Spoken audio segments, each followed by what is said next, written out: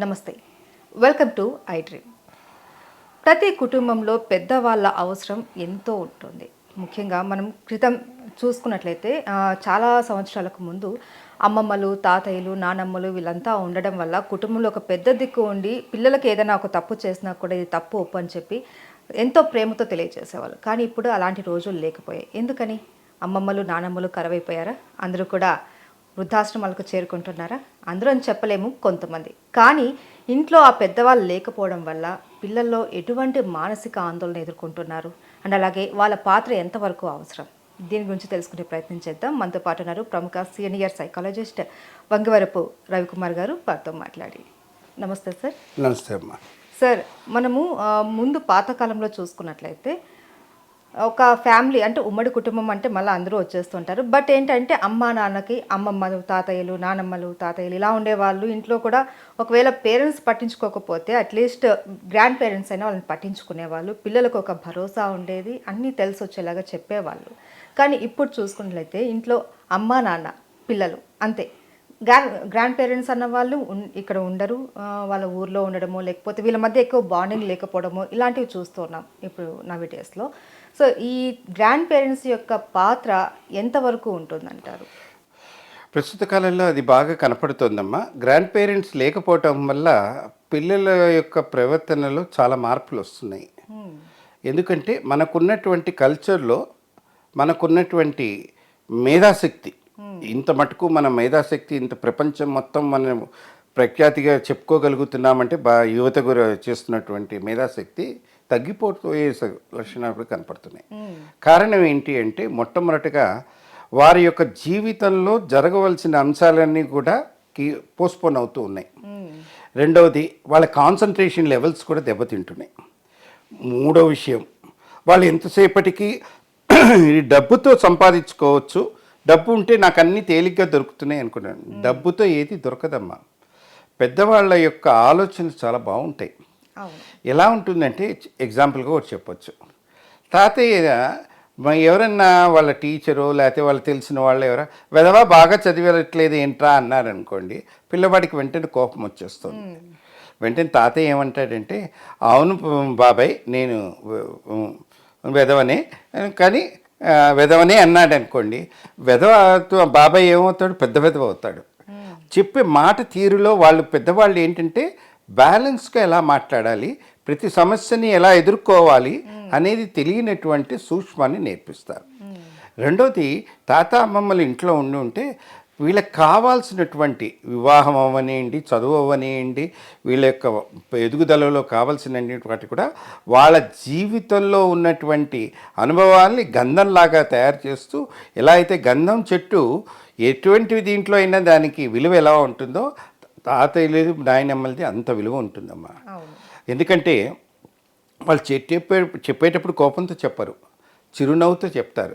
దారా మనవడు. అందుకని తాత మనవడి యొక్క బంధము, తాత అమ్మమ్మ మనవడి యొక్క బంధము, మనవరాలు తాతల యొక్క బంధము, ఇవన్నీ కూడా చాలా గొప్పవైనవి.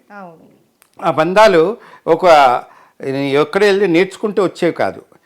తల్లిదండ్రుల యొక్క పెరుగుదలను సరిగ్గా చూడలేనటువంటి తాత అమ్మమ్మలు మనవడు మనవరాల యొక్క ఎదుగుదలను చూసి ఆనందిస్తూ నా కొడుకు పిల్లలు, నా కూతురు పిల్లలు అనుకొని ముందరికి వెళ్ళి చేస్తున్నప్పుడు వాళ్ళకి రక్షణ ఉంటుంది, అనుభవం దగ్గర నుంచి దొరుకుతూ ఉంటుంది, ఎవరితో ఎలా ప్రవర్తించాలో తెలియజేస్తుంది. ఎందుకంటే అందరినీ అంకులు ఆంటీ అనేస్తున్నాం, పని వాళ్ళ దగ్గర నుంచి అందరు. దీనికి పాలవాడు డబ్బులు ఇస్తేనే మనకి పాలు ఇస్తున్నాడని నేర్పియట్లేదు. కానీ తాతయ్య చెప్తాడు కదా, వాడికి మనకి నెలకి డబ్బులు ఇస్తున్నాను రా, అందుకే మనకు పాలు పోస్తున్నాడు అన్నప్పుడు పిల్లవాడికి తెలియటం, పాలు ఎక్కడి నుంచి వస్తున్నాయి అనేప్పుడు కూడా దానికి చెప్పగలిగే సమాధానం తల్లిదండ్రులు.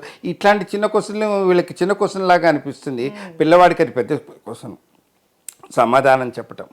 ఎప్పుడైతే విద్యార్థి క్వశ్చన్ వేయటం మొదలు పెడితే దాన్ని తగినటువంటి సమాధానం చెప్పగలిగే స్థాయి తాతయ్యలు, అమ్మమ్మలకి, నాయనమ్మలకి ఉంటుంది. ఇదైన తర్వాత రాత్రిపూట పడుకుండేటప్పుడు నైట్ టైం స్టోరీస్ అనేవి ఉండేవి. ఇది అమ్మమ్మలు తాతయ్యలు ఎక్కువగా చెప్పటం వల్ల పిల్లలు ఆసక్తికరంగా తన యొక్క మేధాశక్తిని పదును పెట్టుకోవటానికి ఆస్కారంగా మారుతుంది. మూడవది, ఏదైనా ఒక వస్తువును సర్దుకోవటంలో తాతయ్య అమ్మమ్మలు చెప్పినప్పుడు వాళ్ళు సర్దుకునే విధానంలో కూడా మార్పు వస్తుంది.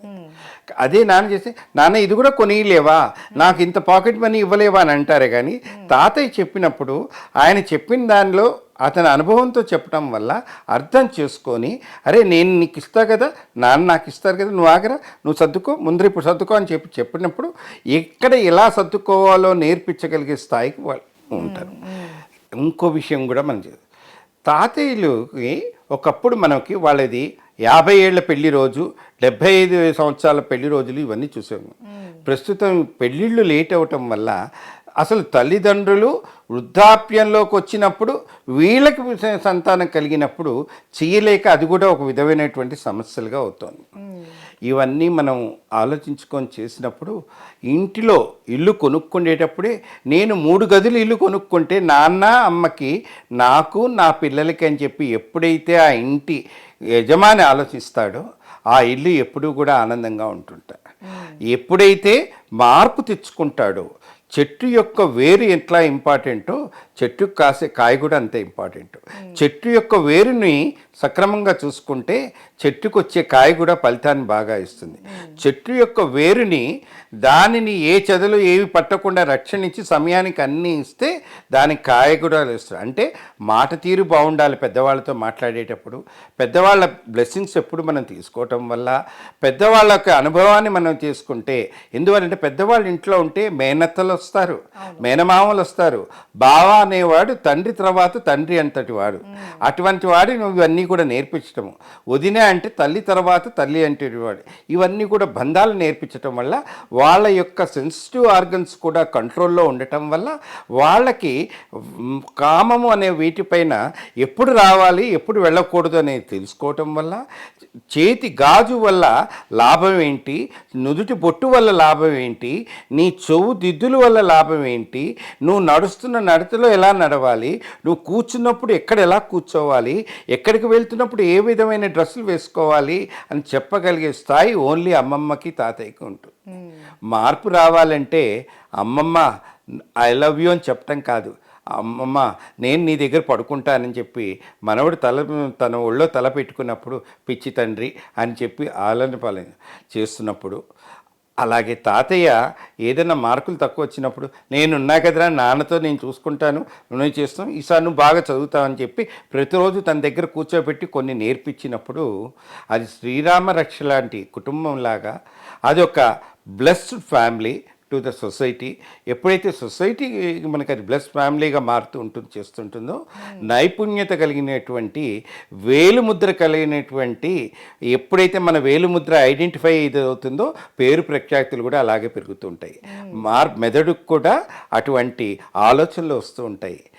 అందుకనే అన్నారు కలాం లాంటి వారు, నేను ఎంత ఎత్తు ఎదిగినా మా అమ్మ కాళ్ళ దగ్గరే ఉంటానని. అలాగే మనవాళ్ళు కూడా ఎంత ఎత్తు ఎదిగినా తాతయ్యకి చిన్నవాడే. అప్పుడు ఈ నవ్వు, చిరునవ్వు, అనుభవము, అనుభూతి దీని పట్ల వారికి ఆకర్షణ ఏర్పడి కుటుంబ వ్యవస్థలో ఎప్పుడూ కూడా చిన్నాభిన్నం కాకుండా ఉంటాయి. నిజం సార్. అంటే ఒకప్పుడు పిల్లల్ని పక్కన కూర్చోబెట్టుకొని చందమామ కథలు ఇలా అని చెప్తూ కూడా అందులో కూడా నీతి కథలు చెప్తూ ఎలా ఉండాలి సమాజంలో, ఏం చేస్తే కరెక్ట్, ఏం చేయకూడదు అనేసి చాలా వివరంగా చెప్పేవాళ్ళు తాతలు, అమ్మమ్మలు, నానమ్మలు. అంటే ఇప్పుడు ఆ రోజులు పోయాయి. ఇప్పటి పిల్లలకైతే అసలు అవి ఆ అనుభూతే లేకుండా పోయింది. ఆ ప్రేమ ఆప్యాయతలు కూడా చాలా తగ్గిపోయాయి. చాలామంది కూడా మనవడు మనవరాళ్ళు పక్కన పెడితే తల్లిదండ్రులే వాళ్ళ తల్లిదండ్రులను తీసుకెళ్ళి వృద్ధాశ్రమంలో పడేయడం వల్ల ఏంటంటే ఒక కుటుంబంలో విలువలు తగ్గిపోతూ వస్తున్నాయి. విలువలు తగ్గిపోవటమే కాదమ్మా, ఆహారపు అలవాట్లలో కూడా మార్పు వస్తుంది. ఏ సమయంలో ఏది పెట్టాలి, ఎందుకు పెట్టాలి, అబ్బాయికి ఇంట్లో హీట్ వేడి చేసింది అంటే ఎటువంటి ఫుడ్ ఇవ్వాలి. ఇవరకు ఏంటంటే మన దగ్గర ఫ్యామిలీ డాక్టర్స్ అనేవి ఉండేవారు. అట్లాగే అమ్మమ్మ తాతయ్యలు కూడా ఫ్యామిలీ డాక్టర్స్ లాంటి వాళ్ళు. చిన్న చిన్న వాటికి చిట్కాలు చెప్పటం, చిన్న చిన్న ఇది ఎవరైనా చుట్టం వస్తుంటే ఇంట్లో ఇది లేదంటే అది లేకపోతే ఇట్లా చెయ్యి డైరెక్షన్ ఇవ్వటం. అంటే వాళ్ళు ఒత్తిడికి లోనైనప్పుడు దాన్ని రిలీవ్ అవ్వటానికి ఒక క్యాప్సూల్గా పనిచేసేవారు. అది మొగలి పువ్వు ఎక్కడ పెట్టినా ఎట్లయితే పరిణామం ఇస్తుందో తాతయ్యలు అమ్మమ్మల ఇంట్లో ఉంటే మటుకు ఆ ఇంట్లో కూడా సుఖం అనేది పరిమళిస్తూ ఉంటుందమ్మా. Thank you so much sir. నమస్తే అమ్మా.